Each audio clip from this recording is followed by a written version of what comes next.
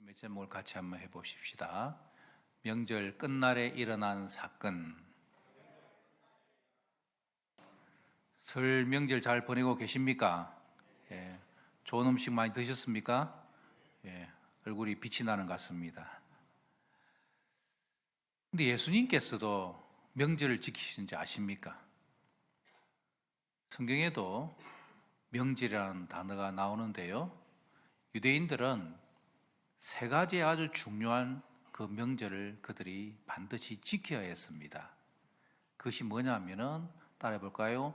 유월절, 오순절, 초막절.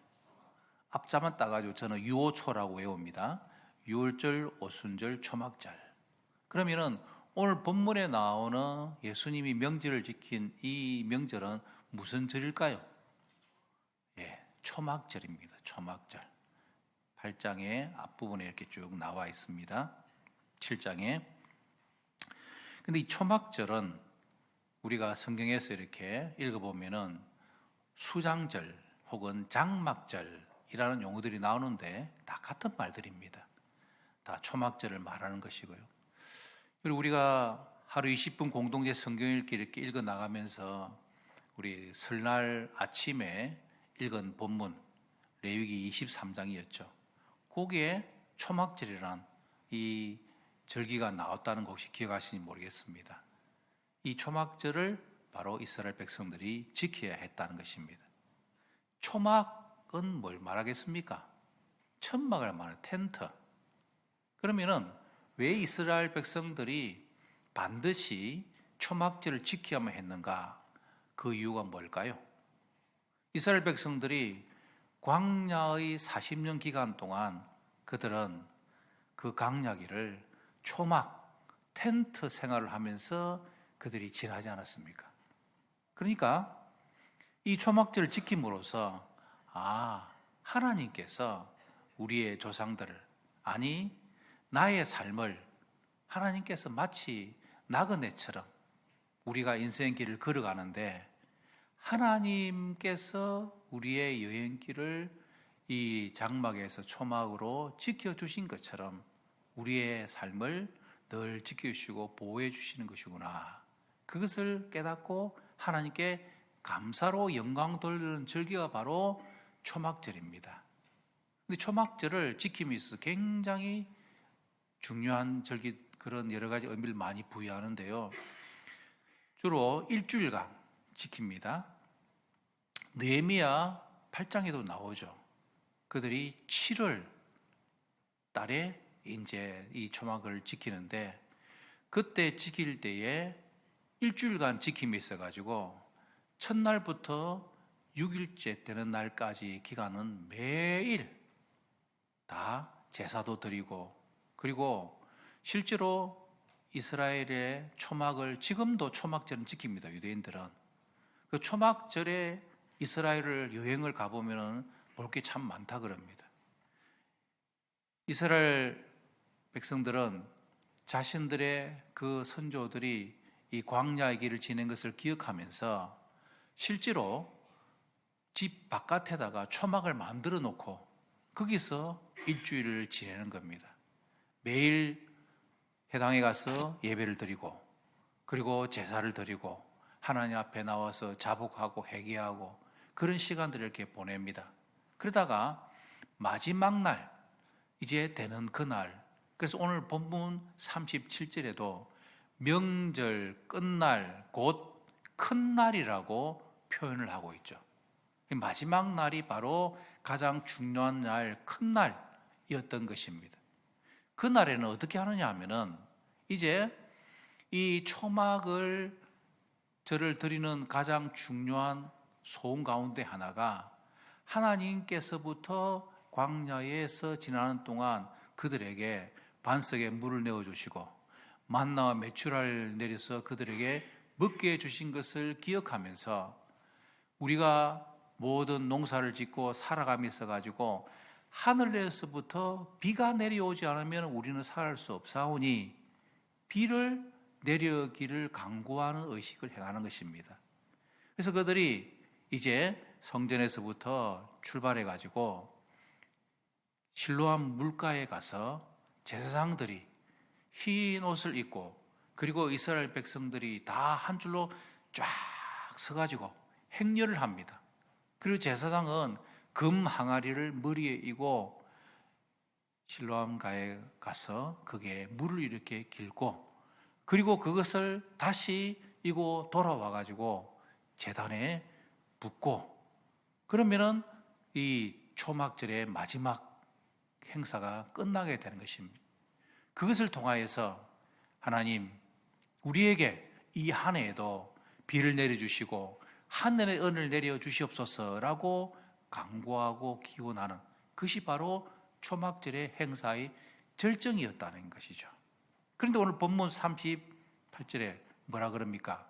이 명절 끝날 곧 큰 날에 예수님께서 이 사람들이 물을 길어와서 제단에 붓는 이 장면에 예수님께서 갑자기 거기에 등장하셔가지고 그 제단 위에 서서 아주 중요한 말을 하십니다.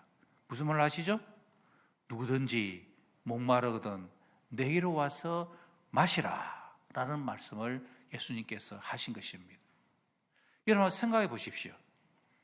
일주일간 초막절의 행사를 이렇게 하면서 예루살렘에 온 유대인들이 다 몰려 들어가지고 초막에 거기에서 생활을 하다가 이제 마지막 날 제사장들과 함께 실로암과 요목가에 가서 물을 가져와서 붓는 바로 그 자리에 예수님께서 난동을 피우는 듯한 인상을 주는 것입니다.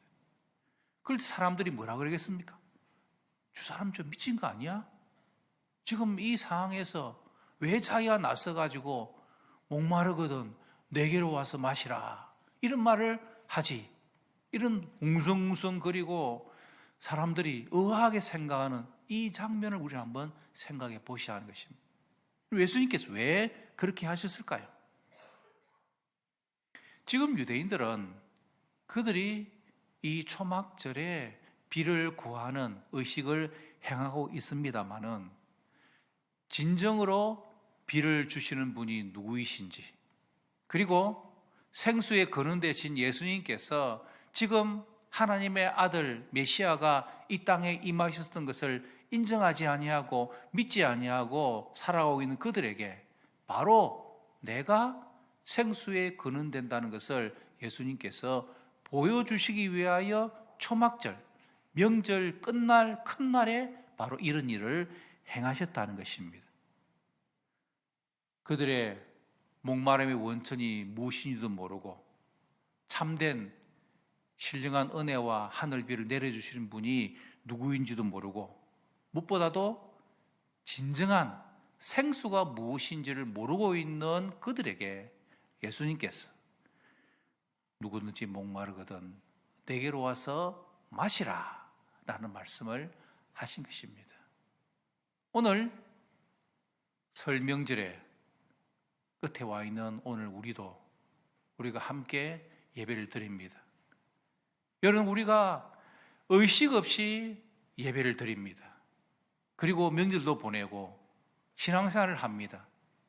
우리가 항상 물어야 될 질문은 왜 내가 오늘 예배도 드려야 되고, 왜 찬송도 해야 되고, 왜 내가 기도도 해야 되고, 왜 내가 하나님이 나의 하나님 되심이라는 이 사실에 대해서 우리가 늘 질문을 던지면서 신앙생활을 해야 우리는 바른 방향을 향하여 나아가는 성도의 삶을 살아가는 것입니다. 그저 아무 생각 없이 그냥 예배 드리라니까 예배 드리고, 초등부 교사니까 둘째 주 예배 나와서 특송하라 그러니까 특송하고, 그냥 아이들 가르치라니까 가르치고, 이번 그러한 신앙생활은 우리의 신앙생활을 더 거듭나게 하지 못하는 것입니다. 하나님 앞에서 항상 의미를 묻고 그 의미 가운데서 본질적인 뜻을 내가 깨달아야 그 속에서 내 신앙이 더 영적으로 열매 맺는 신앙생활을 하는 것이죠. 그래서 예수님께서는 그냥 형식적인 초막절, 형식적인 큰 유대인의 명절 그 끝날에 예수님께서 아주 획기적인 모습을 보이시면서 누구든지 목마르거든 내게로 와서 마시라. 진정한 생수가 누구인지, 그리고 그 생수가 무엇인지를 예수님께서 가르치시고 말씀해 주신 것입니다. 오늘 요한복음 7장에 나오는 이 사건이 일어난 지 2000년이 지난 오늘 설 명절의 끝날에 여전히 주님께서 우리에게 말씀하십니다. 우리를 향하여 초청하십니다. 누구든지 목마르거든 내게로 와서 마시라. 오늘 이 부르심 앞에, 초청 앞에 응답하여 참된 생수가 무엇인지, 그리고 예수 그리스도로 말미암아 이 한 해 여름의 삶이 풍성한 한 해 되시기를 주님 이름으로 축복합니다. 그럼 우리가 세 가지의 질문을 저는 던지고자 합니다. 첫 번째 질문입니다. 목마름을 해결했는가라는 질문입니다. 자, 37절 우리 다시 한번 읽어보십시다. 화면에 떴습니다. 시작.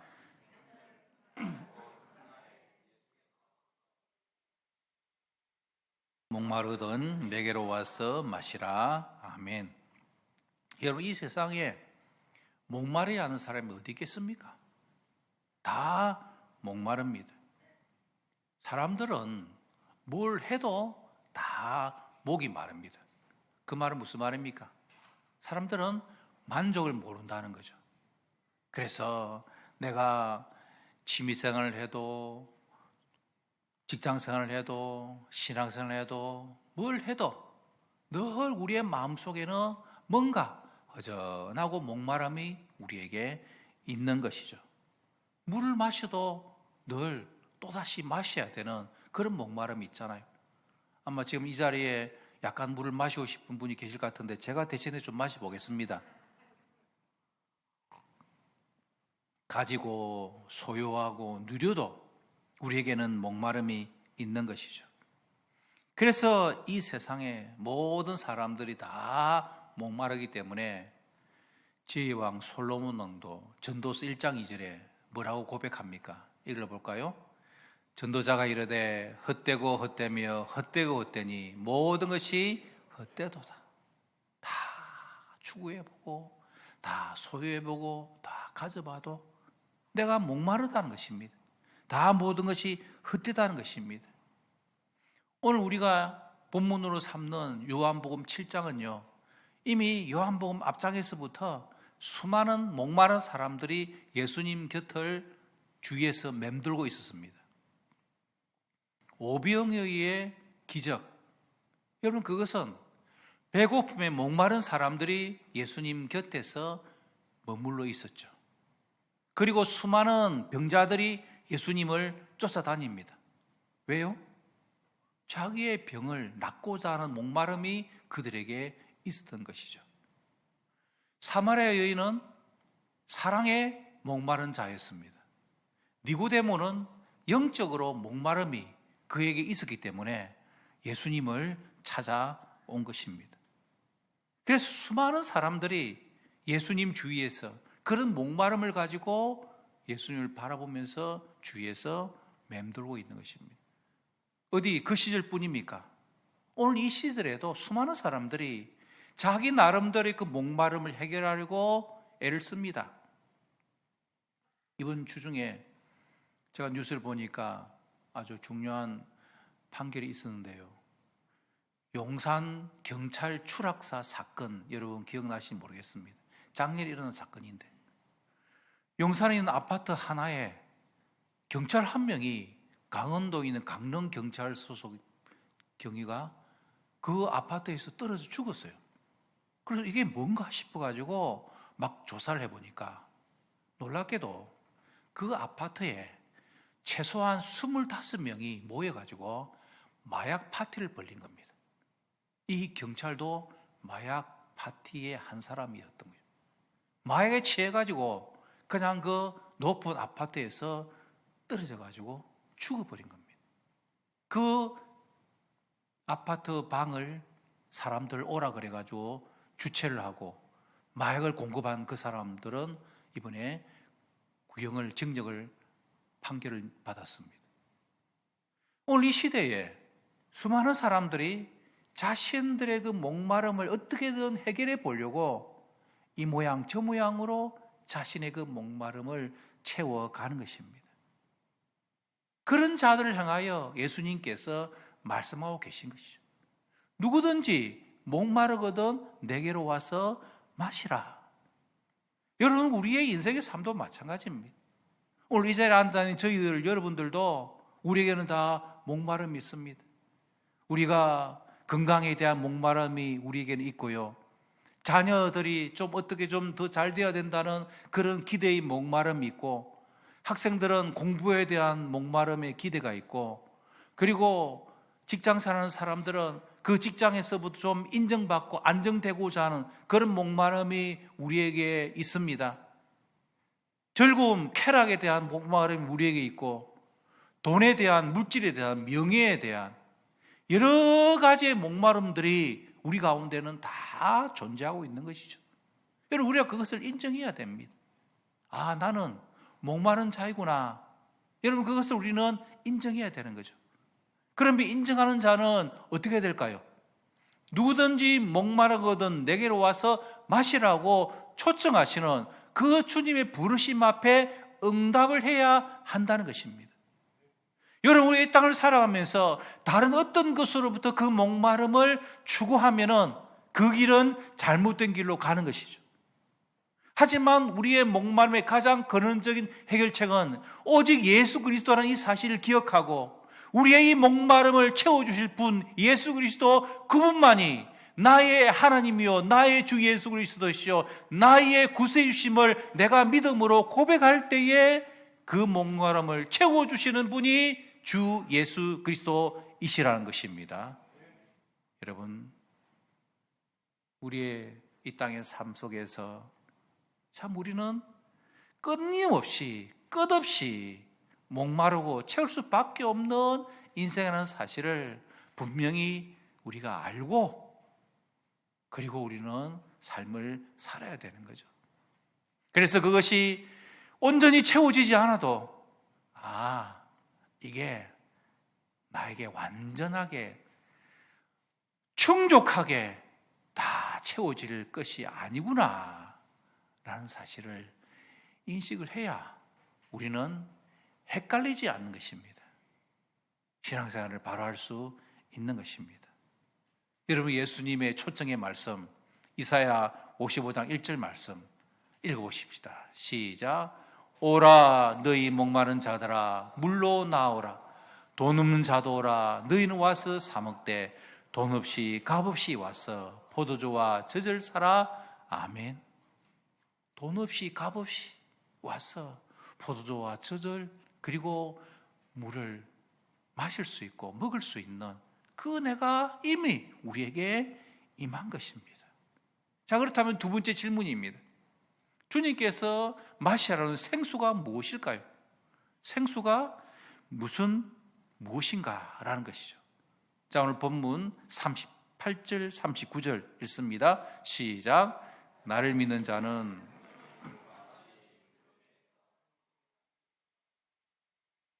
이는 그를 믿는 자들이 받을 성령을 가리켜 말씀하신 것이라. 예수께서 아직 영광을 받지 아니하셨으므로 성령이 아직 그들에게 계시지 아니하시더라. 아멘. 답이 나와 있습니다. 생수가 뭐라고요? 성령을 가리켜 말씀하는 것이다.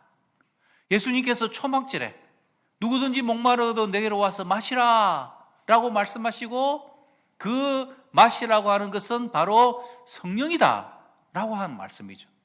자, 다시 한번 9절, 앞 39절 띄워주세요. 가로에 있는 내용을 보십시오. 예수께서 아직 영광을 받지 않으셨으므로 성령이 아직 그들에게 계시지 아니하시더라.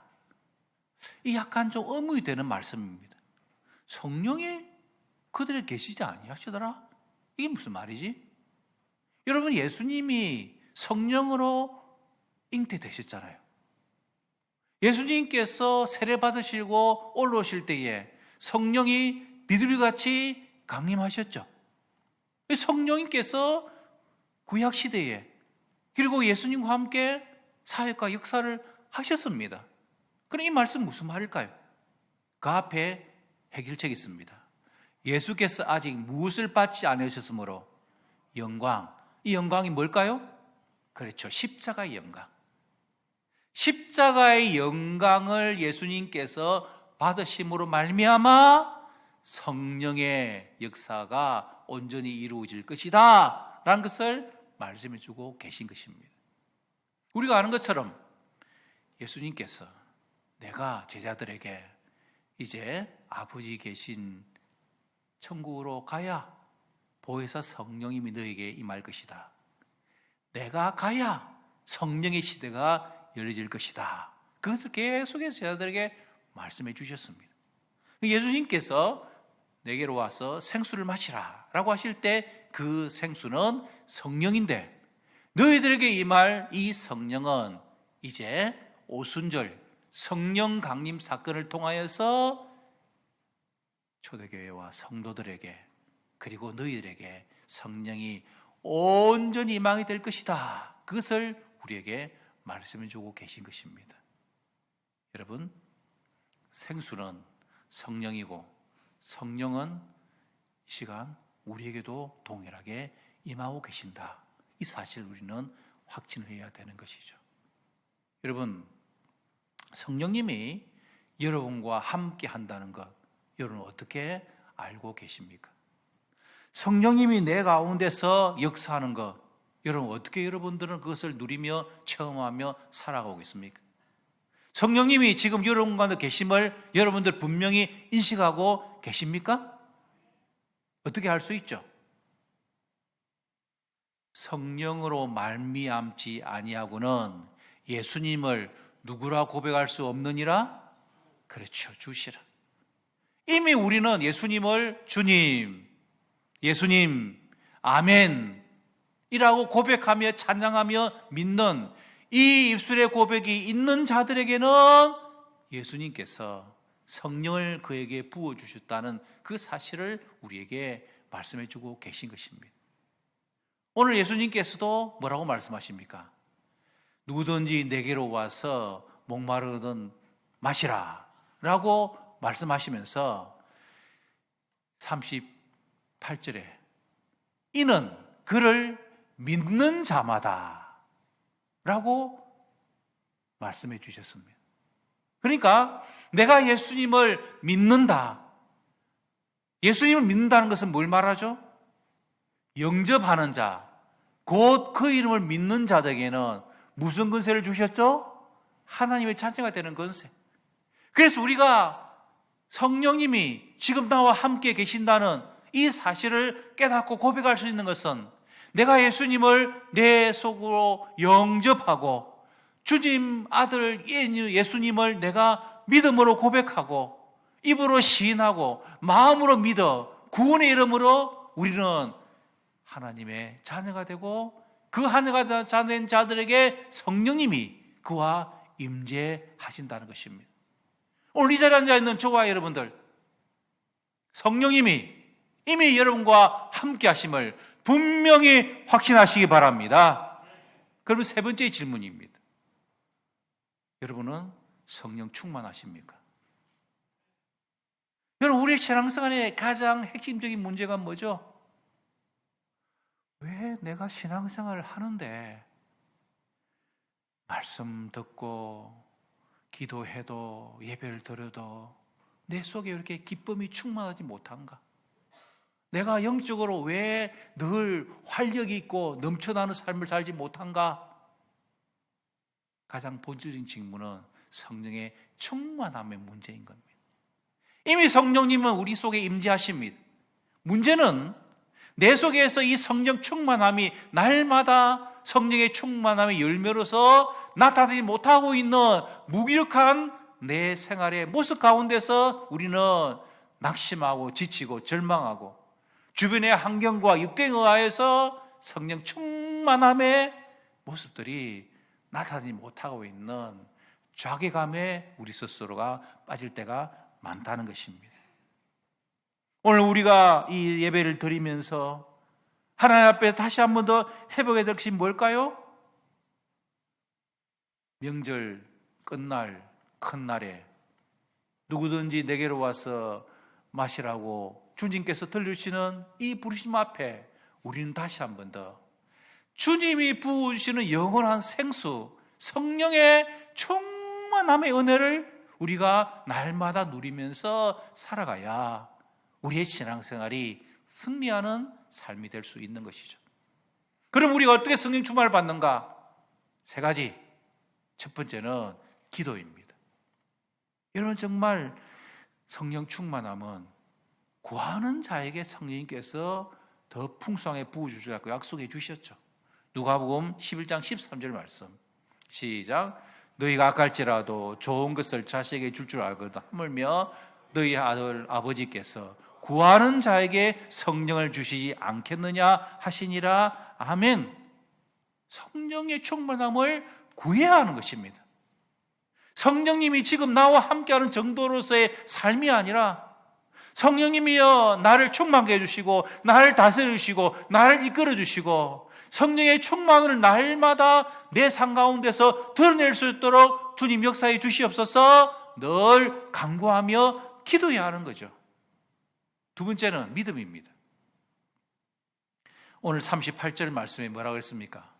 나를 믿는 자는 성경에서 이른 같이 그 배에서 생수의 강이 흘러나리라. 여러분, 우리가 성령의 충만함이 내 속에서 역사하는 것을 날마다 믿는 이 믿음에서 자꾸 흔들리니까 우리의 신앙생활에 성령 충만함의 열매가 나타나지 못하는 것이죠. 예수님께서 날마다 나에게 생수를 부어주시는 하나님의 역사와 그 능력을 나는 믿는 것이고요. 세 번째는 순종입니다. 성령님이 나와 함께 하시는데 내 안에서 성령님이 계속해서 흘러 역사하시도록 순종하는 것이죠.